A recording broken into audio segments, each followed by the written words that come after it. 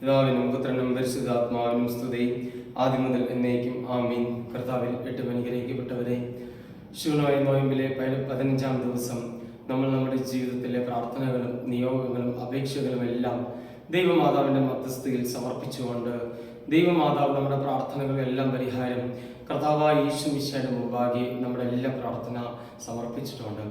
ഒരുപാട് കൃപകളും ഒരുപാട് അനുഗ്രഹങ്ങളും ഈ 15 നോയമ്പ് നമുക്ക് നൽകുന്നുണ്ട്. ദൈവമാതാവിൻ്റെ ജീവിതം പോലെ തന്നെ നമ്മളും കർത്താവായ യേശു മിശിഹായോട് ചേർക്കുകയും നമ്മുടെ ജീവിതത്തിലും പ്രാർത്ഥനയ്ക്ക് പ്രാധാന്യം നൽകിക്കൊണ്ട് നമ്മുടെ ജീവിതത്തിലും നമ്മൾ ദൈവമാതാവിനെ പോലെ ക്രിസ്തുവിന് വേണ്ടി ജീവിച്ചുകൊണ്ട് ക്രിസ്തുവിനെ മക്കളെ കർത്താവിനോട് ചേർക്കുന്നത് പോലെ നമ്മളും നമ്മളെ തന്നെ ഈശോയിലേക്ക് തന്നെ പൂർണ്ണമായി നമ്മൾ സമർപ്പിക്കണം. പ്രിയമുള്ളവരെ, ഇന്നത്തെ ഒരു സുവിശേഷ ഭാഗം സഭാമാതാവ് നമുക്ക് ചിന്തയ്ക്കും പ്രാർത്ഥനയ്ക്കും വേണ്ടി നൽകിയത് വിശുദ്ധ യോഹന്നാന്റെ സുവിശേഷം 19-ാം അധ്യായം 25 മുതൽ 27 വരെയുള്ള തിരുവചനങ്ങളാണ്. ഈ ഒരു സുവിശേഷ ഭാഗത്തിൽ നമ്മൾ പ്രത്യേകമായി കാണുന്നത് ദൈവമാതാവിൻ്റെ കുറിച്ചാണ് നമ്മൾ പ്രത്യേകമായി കാണുന്നത്. അതായത് നമുക്ക് മനസ്സിലാകണം, നമ്മുടെ ജീവിതത്തിൽ നല്ല സമയം കടന്നു വരുമ്പോൾ ഒരുപാട് വ്യക്തികൾ നമ്മുടെ ഇടയിൽ കാണും, നമ്മുടെ കൂടെ കാണും.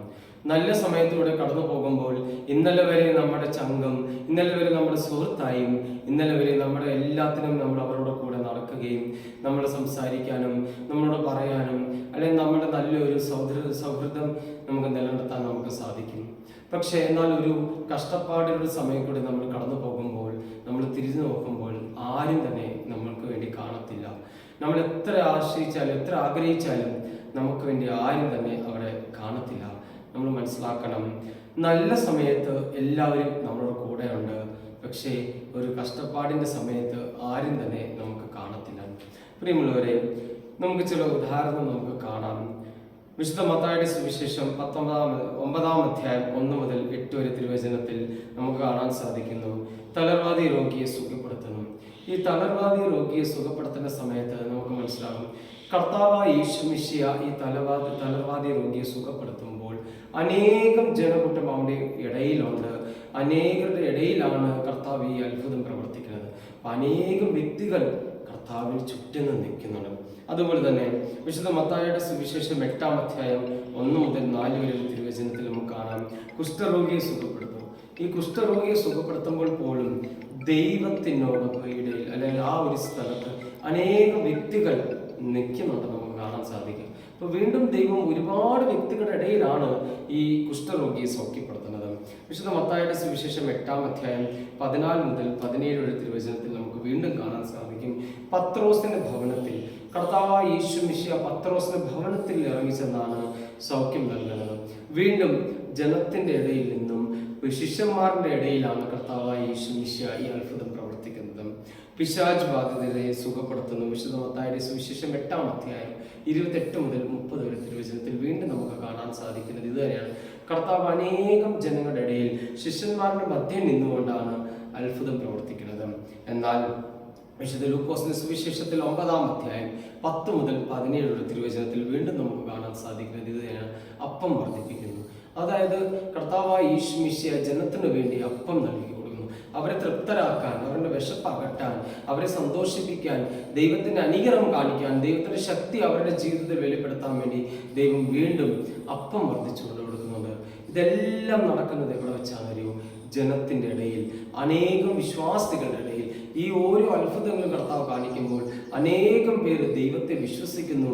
ഇത് ലോകരക്ഷകനായ ഈശോ ആണ്, ഞങ്ങളുടെ നാഥനാണ്, ഞങ്ങളുടെ ഗുരുവാണ്, ഞങ്ങൾക്ക് വേണ്ടി കുരിശിൽ മരിച്ചവനാണ്, ഞങ്ങളെ സ്നേഹിച്ചവനാണ്, ഞങ്ങളുടെ രക്ഷകനാണെന്ന് പറഞ്ഞുകൊണ്ട് എല്ലാ വിശ്വാസികളും ദൈവത്തിലേക്ക് ചേർക്കപ്പെടുകയും ദൈവത്തിലേക്ക് കടന്നു വരികയും ചെയ്യുന്നു. നമുക്ക് കാണാൻ സാധിക്കും, ഈ 5 ഉദാഹരണം നമ്മൾ കണ്ടപ്പോൾ ഇത് ദൈവത്തോടൊപ്പം കർത്താവായ യേശു മിശിഹായോടൊപ്പം ശിഷ്യന്മാരുണ്ട്, വിശ്വാസികളുണ്ട്, വിശ്വാസ സമൂഹമുണ്ട്, കർത്താവിൽ വിശ്വസിച്ച ഒരു ജനമുണ്ട്, കർത്താവിൽ വിശ്വസിക്കാത്ത ഒരു ജനമുണ്ട്. ആരായാലും പക്ഷേ നമ്മൾ മനസ്സിലാക്കണം, ഒരുപാട് വ്യക്തിയുടെ ഇടയിൽ, ഒരുപാട് വിശ്വാസികളുടെ ഇടയിലാണ് കർത്താവായ യേശു മിശിഹ ഈ അത്ഭുതം പ്രവർത്തിക്കുന്നത്. പ്രിയമുള്ളവരെ, എന്നാൽ നമുക്ക് ഇന്നത്തെ സുവിശേഷ ഭാഗത്തിലേക്ക് നമുക്കൊന്ന് കടന്നു വരാം. വിശുദ്ധ യോഹന്നാന്റെ സുവിശേഷം 19-ാം അധ്യായം 25 മുതൽ 27 വരെ തിരുവചനത്തിൽ നമുക്ക് കാണാം, യേശുവിന്റെ കുരിശിനരികെ അവന്റെ അമ്മയും അമ്മയുടെ സഹോദരിയും ക്ലെയോപാസ്ത്രന്റെ ഭാര്യയും മറിയവും മഗ്ദലന മറിയവും നിൽക്കുന്നുണ്ടായിരുന്നു. നമ്മളെല്ലാവരും കർത്താവിന്റെ കുരിശിനോട് ചേർന്ന് നിൽക്കേണ്ടവരാണ്. നമ്മുടെ കുരിശ് ജീവിതത്തിന്റെ രക്ഷയാണ്. കുരിശ് എന്നും രക്ഷയുടെ അടയാളമാണ്. കുരിശിൽ കടന്നുകൊണ്ടാണ് കർത്താവായ യേശു മിശിഹ നമ്മളെ സ്നേഹിച്ചത്. യഥാർത്ഥ രക്ഷ ഈ കുരിശിലുണ്ടെന്ന കർത്താവായ യേശു മിശിഹ നമ്മളെ പഠിപ്പിച്ചു. ഇതേ കുരിശ് നമ്മുടെ വിജയത്തിനും ഇതേ കുരിശ് നമ്മുടെ അനുഗ്രഹത്തിനുള്ള കാരണമാണ്. കുരിശാണ് വിജയം, കുരിശാണ് രക്ഷ, കുരിശാണ് അനുഗ്രഹം. എന്നാൽ ഈ ഒരു കുരിശ് നമ്മുടെ കർത്താവായ യേശു മിശിഹ മരണസമയത്ത് പോലും കുരിശിൽ കിടന്നുകൊണ്ടാണ് നമ്മളെ സ്നേഹിക്കുന്നത്. എത്രത്തോളം നമ്മളെ സ്നേഹിക്കുന്നുണ്ടെന്ന് കർത്താവ് 2 കൈയും നീട്ടി കാണിച്ചു.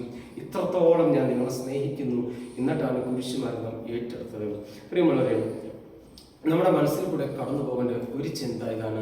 കർത്താവ് ഏറ്റവും അധികം സ്നേഹിച്ച 12 ശിഷ്യന്മാർ, കർത്താവിനോടൊപ്പം നടന്നവർ, കർത്താവിന്റെ ജീവിതം കണ്ടവർ, കർത്താവിന്റെ അത്ഭുതം കണ്ടവർ, കർത്താവിനോടൊപ്പം ഏത് സ്ഥലത്ത് പ്രാർത്ഥിക്കാൻ പോയവർ, കർത്താവ് എവിടെ പോയാലും കർത്താവിന്റെ പിന്നാലെ നടന്ന ശിഷ്യന്മാര്.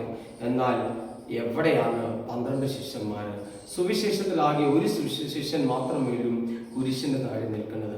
ബാക്കിയവർ എവിടെ എന്ന് നമ്മൾ ചിന്തിച്ചു നോക്കണം. പ്രിയമുള്ളവരെ, നമ്മളെല്ലാവരും കുരിശിനോട് ചേർന്ന് നിൽക്കേണ്ടവരാണ്.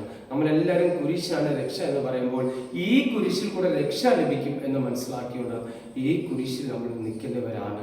നമുക്ക് പ്രധാനമായിട്ട് നമുക്ക് മനസ്സിലാകും, മാതാവ് ഈ കുരിശിൻ്റെ ഏറ്റവും ചേർന്ന് നിൽക്കുകയും ചെയ്യുന്നു.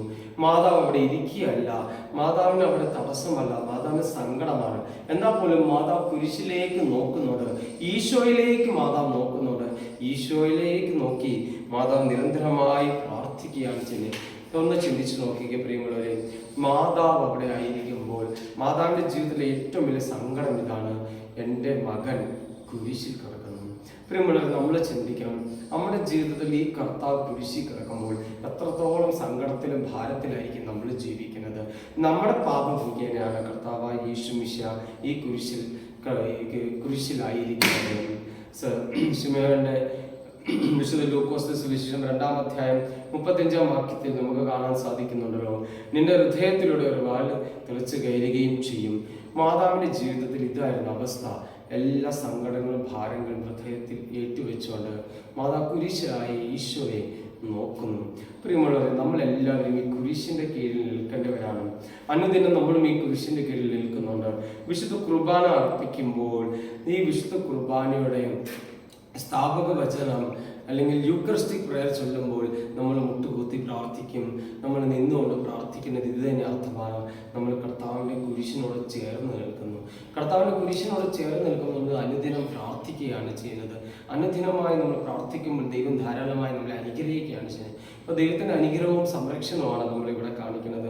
അപ്പോൾ നമ്മൾ ശരിക്കും വിശുദ്ധ കുർബാനയാണ് നമ്മുടെ ജീവിതത്തിൻ്റെ ലക്ഷ്യമാക്കി മാറ്റണം. വിശുദ്ധ കുർബാനയാണ് നമ്മുടെ ജീവിതത്തിൽ എന്നും അനുഗ്രഹമായി തീരുന്നത്. പ്രിയമുള്ളവരെ, ഇവിടെ കർത്താവായ യേശു മിശിഹ മാതാവിനോടും ശിഷ്യനോടും ഒരു പൂർണ്ണ സമർപ്പണമാണ് കാണിച്ചത്. കുരിശിൽ കടന്നുകൊണ്ട് മാതാവിനോടും ശിഷ്യന്മാരുടെ കരുണ കാണിക്കുന്നു. മാതാവിനോട് പറയുന്നു, ആ സ്ത്രീയെ, ഇതാണ് നിന്റെ മകൻ. ഉടനെ യോഹന്നാനോട് പറഞ്ഞു, ഇതാണ് നിന്റെ അമ്മ.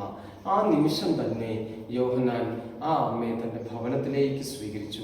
പ്രിയമുള്ളവർ, ഇവിടെ ഭവനത്തിലേക്ക് സ്വീകരിച്ചു എന്ന് പറഞ്ഞ അർത്ഥം, നമ്മൾ ഓരോ വ്യക്തികളും നമ്മുടെ ഹൃദയമാകുന്ന ഭവനത്തെ, നമ്മുടെ ഹൃദയമാകുന്ന ആൾക്കാരെ നമ്മൾ മാതാവിനെ സ്വീകരിക്കണം. ദൈവമാതാവിനെ പോലെ നമ്മൾ സമർപ്പണത്തോടെ ജീവിച്ചാൽ നമ്മുടെ ജീവിതം അനുഗ്രഹവും ധന്യമായി തീരും. എത്രത്തോളം നമ്മൾ ദൈവത്തിന് മുമ്പാകെ നമ്മുടെ ജീവിതം സമർപ്പിക്കും, അത്രത്തോളം ദൈവം നമ്മളെ ശക്തിപ്പെടുത്തും. ഈ ഒരു 15 നോയമ്പിൻ്റെ അവസാന ദിനം നമുക്ക് മാതാവിനെ പോലെ സമർപ്പണത്തോടെ പ്രാർത്ഥനയോടെ ദൈവത്തെ ഹൃദയത്തിൽ സ്വീകരിച്ചുകൊണ്ട് നമുക്ക് ജീവിക്കാം. സർവശക്തനായ ദൈവം നമ്മളെ അനുഗ്രഹിക്കട്ടെ. പിതാവിനും പുത്രനും പരിശുദ്ധാത്മാവിനും സ്തുതി, ആദ്യം മുതൽ എന്നേക്കും. ആമേൻ.